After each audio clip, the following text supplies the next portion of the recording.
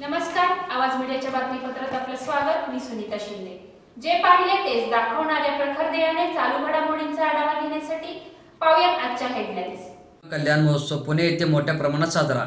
जैन धर्माचे 20वे तीर्थकर अहिंसाचे अवतार श्रवण भगवान महावीर स्वामींचा जन्म कल्याण महोत्सव 17 एप्रिल रोजी कात्रज कोंढवा पुणे येथे पार पडला।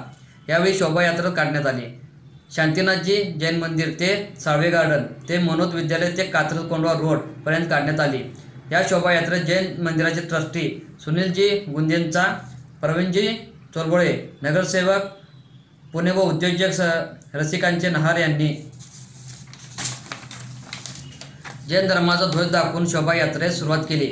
यावेळी भगवान महावीर सिद्धांतवर ह.ब.प. श्री पारजी मुता यांचे मार्मिक प्रवचन झाले।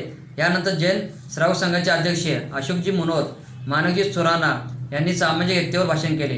त्यानंतर आमदार योगेशजी टेयेकर व नगरसेविका श्रीमती रंजनताई टेयेकर, रुचेलताई कामटे, संगीताजी ठोसर यांनी महावीरांच्या प्रतिमेवर पुष्प अर्पण केले असून कार्यक्रमाचे संयोजक शांतीलालजी चतुर, निखिलजी मनोद, केतनजी श्रीमाळ, सचिन पोटेजा यांनी प्रयत्न केला।